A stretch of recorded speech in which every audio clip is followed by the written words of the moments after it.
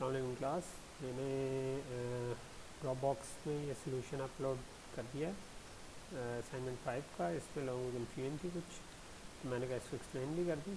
First part था कि आपने एक क्लास बनानी है जिसमें एक स्ट्रिंग नेम और सेल नंबर हो, तो ये क्लास डिक्लेयर की जिसमें नेम और सेल नंबर हो। इसको प्रोटेक्टेड रखना था बिकॉज नेक्स्ट पार्ट में हम इससे एक नई क्लास ड्राइव करेंगे, तो जब हमने ड्राइव करनी हो तो हम प्राइवेट के बजाय प्रोटेक्टेड यूज़ करते हैं अगर अगली क्लास दूसरी क्लास में इन डाटा मेम्बर्स का इस्तेमाल करना।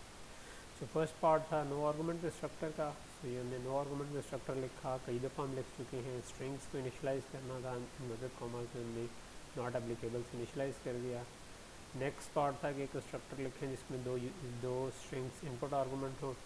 तो अगेन क्लास का नाम का मतलब डिस्ट्रक्टर है, दो स्ट्रिंग्स इनपुट आई और फिर हमने नाम और सेल नंबर को उससे इनिशलाइज़ कर दिया। इनिशलाइजर लिस्ट हम पहले काफ़ी दफ़ा कर चुके हैं। थर्ड पार्ट था सेट कॉन्टैक्ट। सेट कॉन्टैक्ट में हमने दो इनपुट्स देनी थी और जस्ट लाइक इनिशलाइजर लिस्ट हमने जो जिस तरह ये कंस्ट्रक्टर था उसी तरह इसको भी इनिशलाइज़ करना था, लेकिन जब नॉर्मल फंक्शन होते हैं तो इनिशलाइजर लिस्ट के बजाय हमें फंक्शन के अंदर उसको इनिशलाइज़ करना होता है। तो हमने दो इनपुट्स ली, उसे इनिशलाइज़ कर दिया। उससे अगला पार्ट था, मैंने आपको बताया था कि यहाँ पे वर्चुअल को इग्नोर करें। तो सिंपल एक फंक्शन गेट कॉन्टैक्ट का जो यूज़र से इनपुट ले और उसके ज़रिए नेम और सेल नंबर को इनिशलाइज़ कर दे। सो हमने यूज़र से इनपुट ली और उसके बाद हमने गेट लाइन किया। सी इन डॉट इग्नोर का मकसद ये होता है कि अगर पहले से कुछ किसी ने एंटर प्रेस किया हो तो बाज़ का इस किस्म का मसला होता है कि वो एंटर बिल्कुल नल स्ट्रिंग से आपका जो भी आपने इनपुट ली होगी वो इनिशलाइज हो जाएगी। तो उसको इग्नोर करने के लिए आप सी इन डॉट इग्नोर यूज़ कर सकते हैं, जिससे वो नल स्ट्रिंग अगर हुई कोई पड़ी। तो ये मैं रन कर रहा था तो मुझे इस किस्म का कोई मसला आया, जिसको मैंने फिक्स करने के लिए इधर डाल दिया। सो गेट लाइन, हो सकता है आपको ये मसला ना आए। गेट लाइन इसलिए क्योंकि हमने जो नाम लेना था वो which can comprise of multiple words. अगर वो मल्टीपल वर्ड्स ना होता तो हम सिंपल सीन कर लेते हैं सिंगल वर्ड के लिए, लेकिन मल्टीपल वर्ड्स के लिए हमने गेट लाइन किया। इसका मतलब है जब तक आप एंटर नहीं करेंगे तब तक जो भी स्ट्रिंग होगी वो सेव होती रहेगी और वो नाम के अंदर सेव हो जाएगी। इसी तरह सेल नंबर जो था वो हमने वो भी हमने इस जगह पर सेव कर दिया, सी आउट करवा के सेव करवाया। नेक्स्ट पार्ट था प्रिंट करने का और वो भी बड़ा सिंपल सा है। सी आउट कर लिया हमने कि भाई नाम क्या है, सेल नंबर क्या है। मैंने एक लाइन भी साथ प्रिंट कर दिया जस्ट टू कि अगर हमने 5-10 चीज़ें प्रिंट करनी हो तो दरमियान में उनके लाइन आ जाए और पता चल जाए कि ये एक बंदा है और वो दूसरा बंदा। नेक्स्ट पार्ट था डिराइव क्लास बनाने का। डिराइव क्लास में हमने एक कॉन्टैक्ट क्लास बनाई थी जो कि पर्सन से डिराइव हो और उसके अंदर हमने ईमेल एड्रेस और डेट ऑफ बर्थ इसमें डालना था। ईमेल एड्रेस जो थी वो स्ट्रिंग होना था, डेट ऑफ बर्थ जो था वो इंटीजर होना था। अगेन इसमें एक नो आर्गुमेंट स्ट्रक्चर रखना था।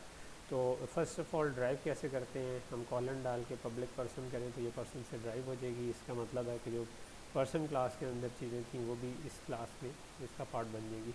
तो इसमें हमने एक स्ट्रिंग ईमेल एड्रेस रखी, इन डेट ऑफ बर्थ रखा। पहला पार्ट था कि हमने एक नो आर्गुमेंट स्ट्रक्चर बनाना है जो कि सब चीज़ों को इनिशलाइज़ करे। इसका मतलब यहाँ पर ये लिखा भी हुआ है कि data members of inherited as well as base class. तो इसका मतलब है कि हमने ना सिर्फ ईमेल एड्रेस और डेट ऑफ बर्थ को इनिशलाइज़ कराना है, बल्कि हमने इसके साथ साथ जो नेम और सेल नंबर है उसको भी इनिशलाइज़ करवाना है। तो उसके लिए अगर आपने लेक्चर देखा हो तो हम बेस क्लास का जो कंस्ट्रक्टर विदाउट आर्गुमेंट्स कॉल करें तो वो उसको नॉट एप्लीकेबल से इनिशलाइज़ कर देगा, और जो सेकंड हमने ईमेल एड्रेस और डेट ऑफ बर्थ दी ये चीज़ें उससे इनिशलाइज़ होगी।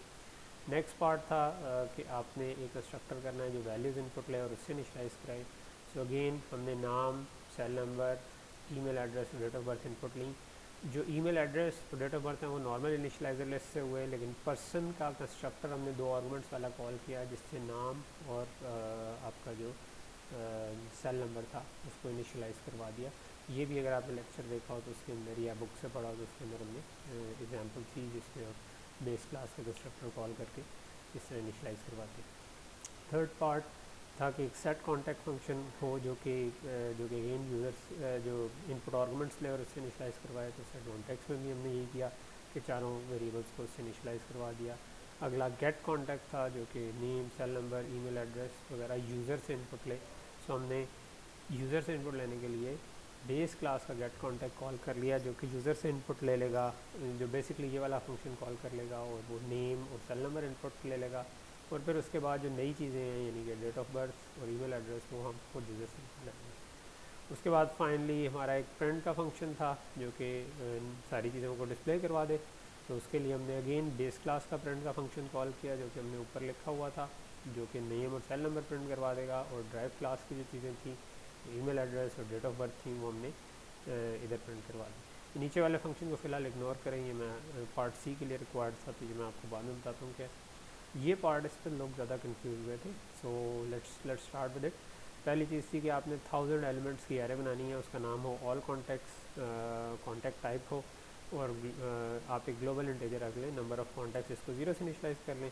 सो ये मैंने एक एरे डिक्लेयर की है ऑल कॉन्टैक्ट्स, इसकी टाइप है कॉन्टैक्ट 1000, मैंने कॉन्स्टेंट साइज़ 1000 से इनिशियलाइज़ इसको कर दिया, और एक ग्लोबल इंटीजर जिसको नंबर ऑफ़ पर्सन से 0 से इनिशियलाइज़ कर दिया।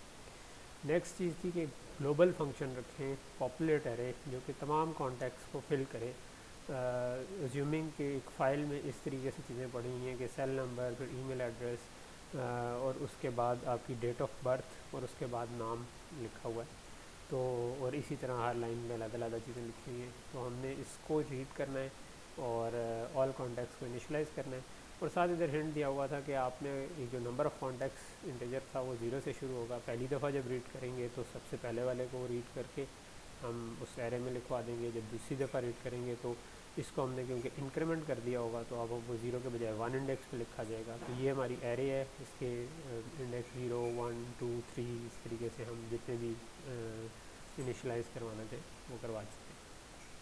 तो सिंपली हमने सबसे पहले